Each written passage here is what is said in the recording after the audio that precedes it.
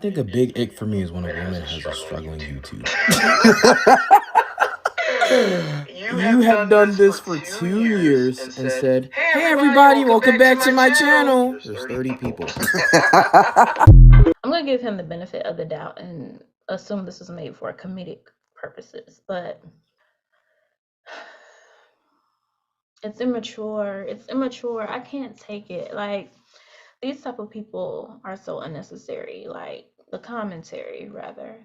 My ick would be people who are bothered by what other people are doing. People, who laugh at you at, like, when you have 30 followers or 30 views or whatever the case may be, whatever number is deemed, I guess, unsuccessful.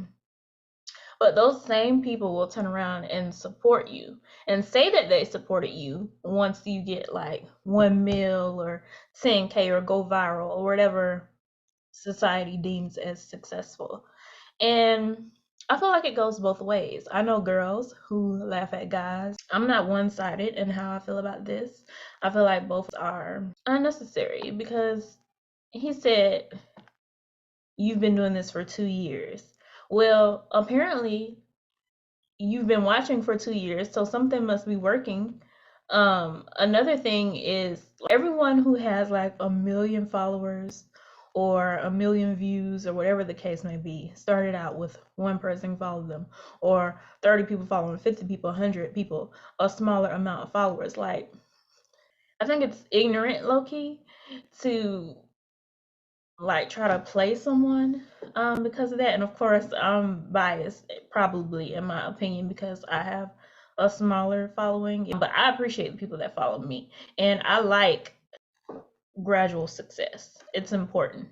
Some people don't do YouTube for followers. Some people do it just because they like it, and that's, a method to express themselves. Also, when I discover people I like, they've been doing it for years, probably like 5-10 years, maybe even more.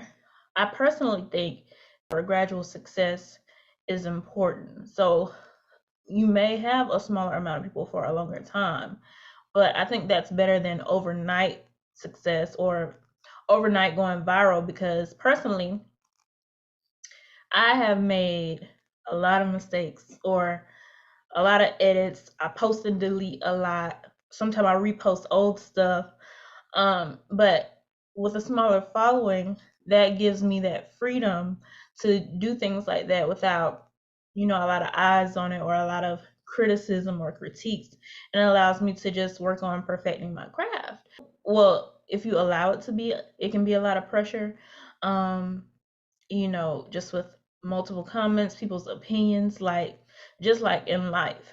Like, if you are in a circle with like one or two people, making decisions, asking for advice, it's more easier if you ask for advice. It's more easier to process. But if you're in a group like with, I don't know, 10, 20 people, constantly giving you opinions and feedbacks, that can be overwhelming when you're just trying to get something right. I think it's important to start out in that smaller group so you can process when you get to the bigger group, if that analogy makes sense. But for people who really want to pursue and make a career out of social media, I feel like sometimes get discouraged by things like this and videos like this. That's why I felt it important to address as someone who is in that. I don't get discouraged, but as someone who is aspiring to not somewhat make this a career. So I ain't gotta clock into nobody's job, okay? But stuff like that will come on time. I mean, it's a thing called putting in hours. Like, you have to, in most cases, you don't just blow up overnight. Like, you have to put in work. And what, one of the creators I follow is Kev on Stage. He says that the people that follow you and engage with you are more important than having a lot of numbers and views. Like, if you have people that are engaged. So sometimes, recently I've seen like a surge. I think that's the right word, surge or increase in like YouTube, because I've like recreated the time frame of my videos. So now, because people attention span is so short, I get more people that watch those. So I've learned that the short content, may attract the views. Fulfilling to me, I like full videos because I want to get my complete thoughts out.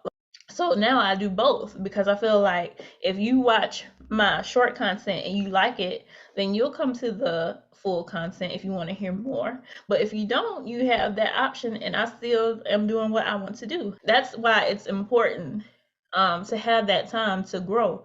Because say for instance, I start out on a YouTube and the first video I made 1,000,000 views somehow, just overnight, then it's all this stuff that I have to read, I have to go through, and I may have less time to focus on creating what's true to me.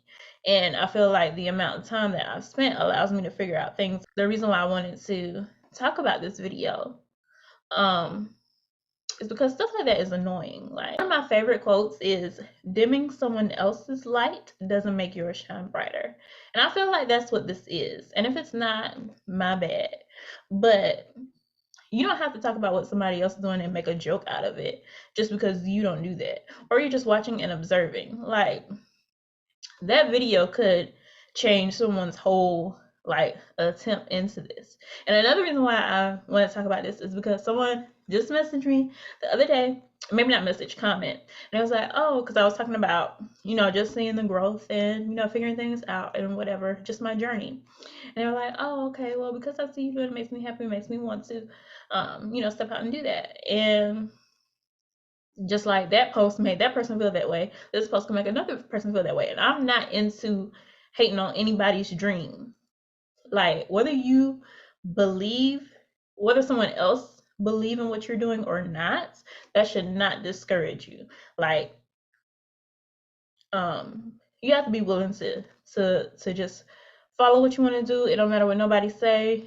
Like, I feel like with me, I have a lot of creative interests, and YouTube or content creating is just like the one of them. There are so many things that I like to do creatively.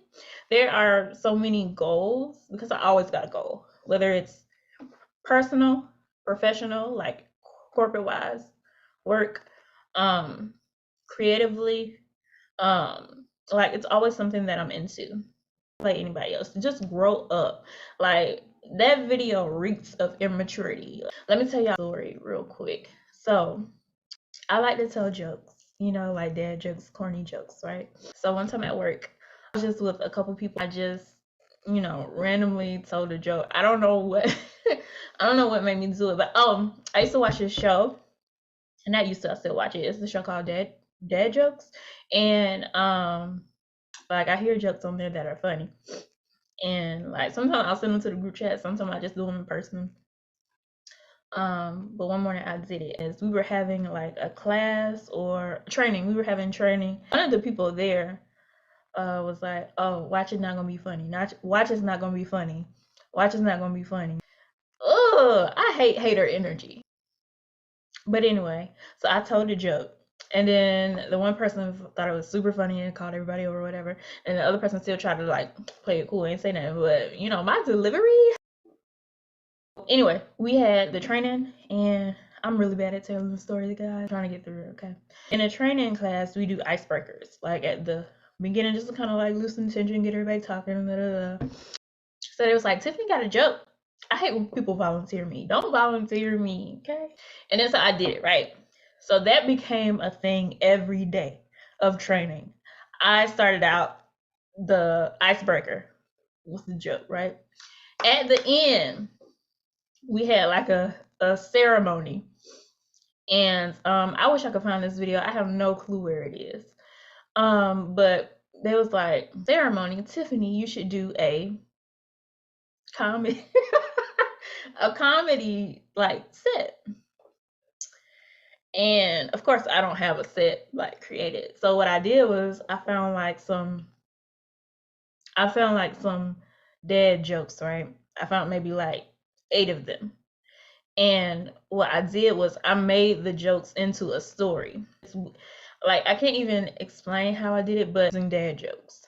They were like punchlines in the story. So the person that said it wasn't funny and tried to be like low key, I later found out because when I did it, like first of all, I made it a whole thing. Like went to went to this conference room. I had like intro music. I put the little projector like comedy night. Everybody loved it. I was like, oh, to be restart. But later, I had found out that the person that said I wasn't gonna be funny had went around and told supervisors and stuff like the management had told them that I was having my show. I'm trying to bring that back to sometimes people that try to play you in the beginning. When you get attention or momentum, then they'll be like, up in it. And sometimes that's why you got to keep going, because not that you have to prove anything to anyone, but don't give that person the satisfaction that what they said forced you to quit or stopped you to quit. There have been so many things in my life that people said or had an opinion about that was negative, and I conquered it. I didn't even address it. I let the success talk. And that's just what you got to do for people like that. People like that always got something to say, or negative to say. Don't even address it. But you keep going, because there's a reason why you have a desire to do what you are feeling. It's pure, and if it's genuine. Now, if you're just out there because you see somebody else do it, I don't support that. There's no real passion. I don't like that. But if it's something that you're truly passionate about, don't let nothing stop you. I always say gracious best revenge is your paper.